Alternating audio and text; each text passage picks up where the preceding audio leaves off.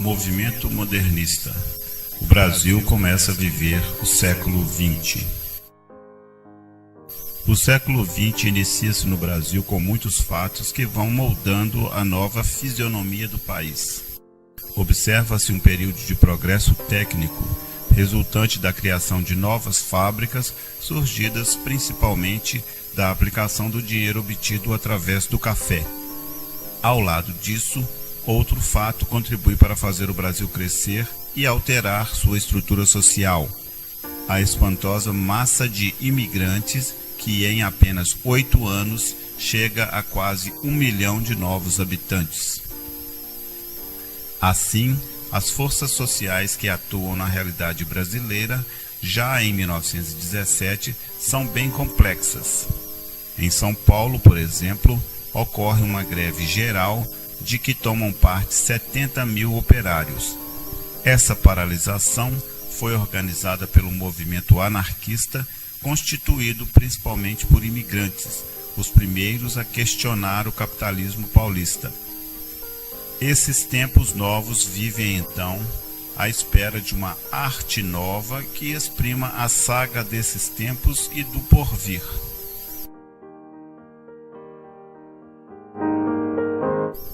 O nascimento de uma arte nova é a semana de 22. Essa arte nova aparece inicialmente através da atividade crítica e literária de Oswald de Andrade, Menotti Del Picchia, Mário de Andrade e alguns outros artistas que vão se conscientizando do tempo em que vivem.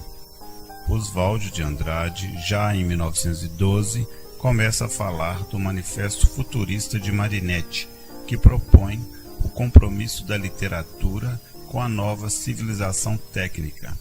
Mas, ao mesmo tempo, Oswald de Andrade alerta para a valorização de raízes nacionais que devem ser o ponto de partida para os artistas brasileiros.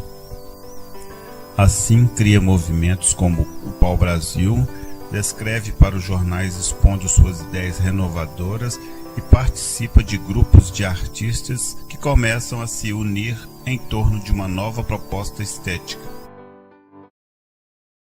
Os artigos de Oswald, divulgando Mário, serviram para unir os dois Andrades, que à frente de Villa-Lobos, Menotti Del Picchia, Di Cavalcanti, Guilherme de Almeida, a própria Anitta e outros, articularam em fevereiro de 1922, no Teatro Municipal de São Paulo, a Semana de Arte Moderna.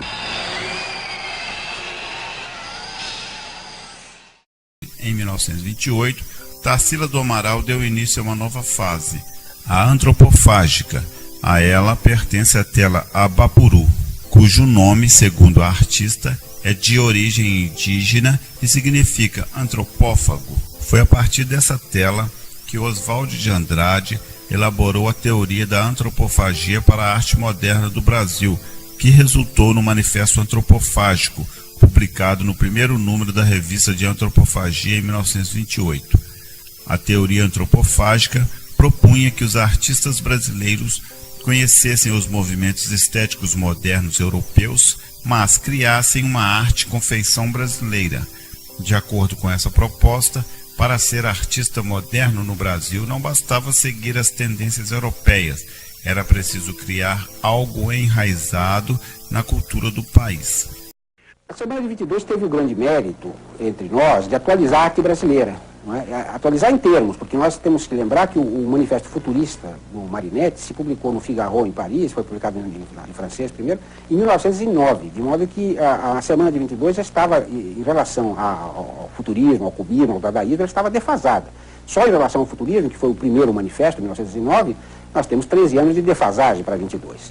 22, inclusive, é o ano da publicação do Ulisses, de James Joyce, da publicação do Wasteland, do Eliot, e da publicação na América Latina do Trilce, do César Vallejo, que é um dos mais importantes poemas revolucionários da escrita hispano-americana deste século. Né? Então, quando houve a Semana de 22, quer dizer, o Brasil estava entrando no concerto de várias manifestações importantes do modernismo em termos universais, mas vinha em relação aos manifestos futuristas, etc., com um retraso de cerca de mais de 10 anos. O modernismo foi um marco da história da arte contemporânea brasileira. Com ele, buscou-se uma nova mentalidade, de modelos livres e tipicamente nacionais de expressão.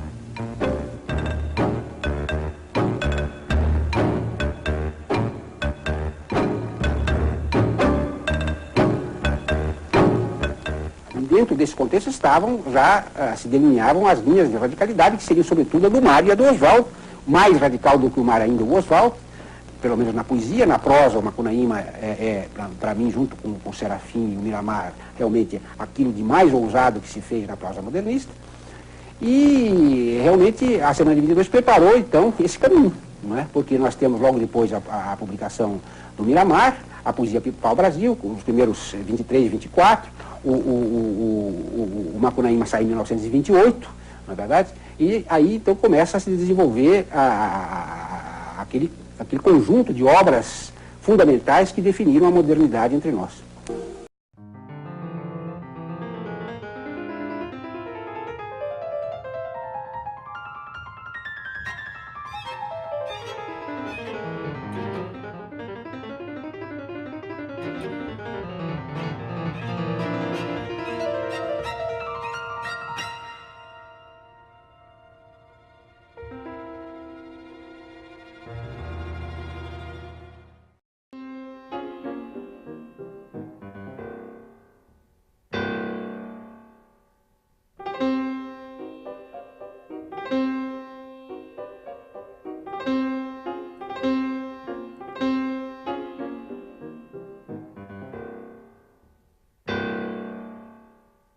Me diz uma coisa, do Oswaldo de Andrade, assim, se você pode responder isso. O que é que você mais gosta dele? Quer dizer, que coisa dele você mais se entusiasma? É o teatro? Enfim, enfim, o que é que, do trabalho dele, ou mesmo da vida dele, o que é que mais lhe desperta curiosidade? O Oswaldo, a personalidade do Oswaldo é fascinante para é você. fascinante. Ele é um homem muito original e de uma grande coragem intelectual. Existe até uma história de que ele ouviu um concerto de Villa-Lobos e quando acabou lá o concerto, conversando com o pessoal, esculhambou Villa-Lobos. Aí o pessoal, pô, mas isso é um absurdo, você está dizendo. Não, o Mário de Andrade, que entende de música, pensa a mesma coisa. O Mário de Andrade soube disso, ficou furioso. Né? Ficou furioso, saiu atrás dele, para saber que história é essa, cara.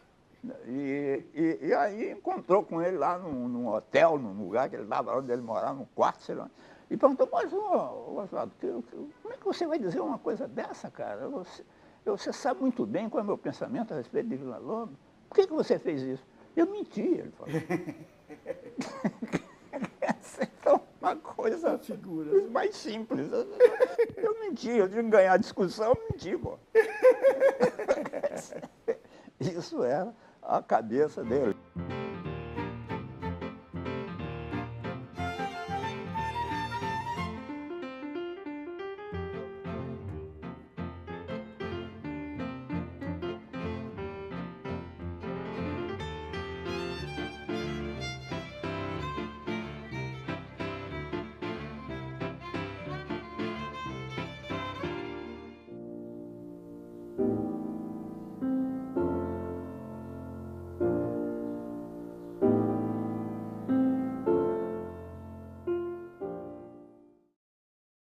O grande drama desses vanguardistas dos anos 20 é que nos anos 40 e 50 eles caíram assim, no total oblívio, né? Do total ocaso. Ninguém mais se lembrava deles sequer da importância artística e cultural deles. E ele sofria muito com isso, né?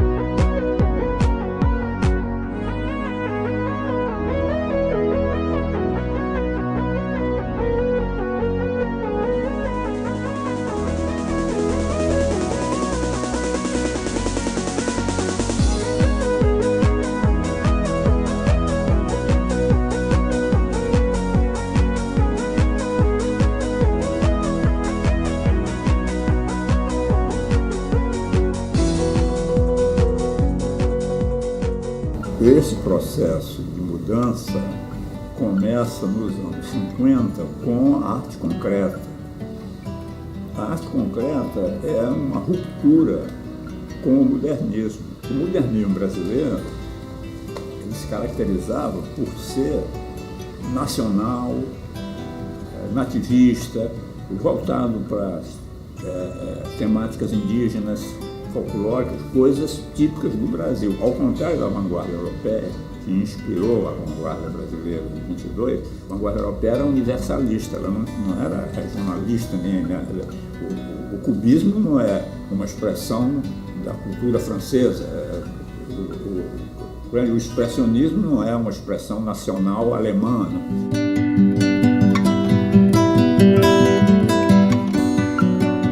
Dentro do concretismo surgiria o neoconcretismo, que é um passo adiante, uma vez que o concretismo, por esse caráter muito objetivista, geométrico e tal, ele tendia a uma racionalização crescente do trabalho artístico. O neoconcretismo, ele é, de um certo modo, uma tentativa de superar esse objetivismo.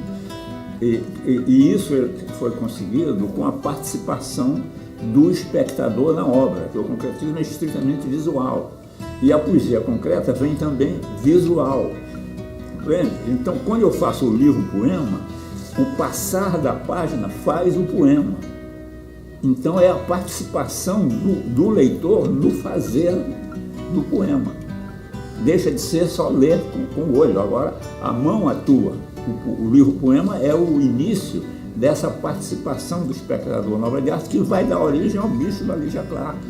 Ao fazer um livro que o manuseio ajuda a construir o poema, iniciou-se uma coisa que, graças ao talento da Lígia, do Hélio, deu caminho para uma descoberta, para um rumo novo para a arte concreta.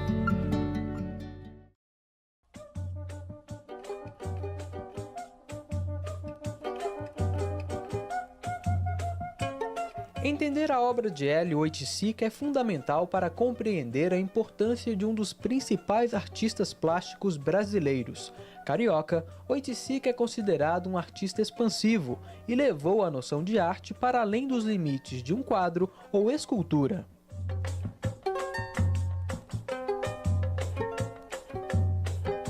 Em 1964, ele tem uma experiência decisiva que é o contato dele com a escola de samba Mangueira, uma comunidade que se junta para dançar. Aquilo é muito forte para ele e então ele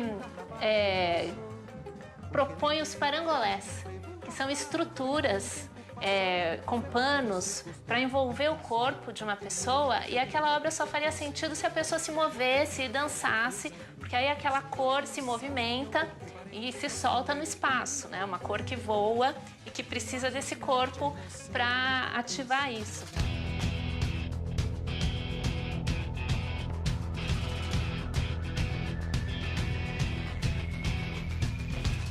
O parangolé Pamplona você mesmo faz.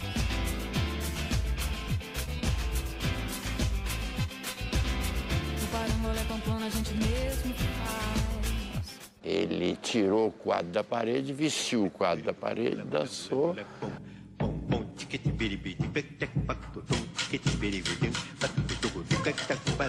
Em Nova York me perguntaram, não tem saudade da Mangueira e do Rio?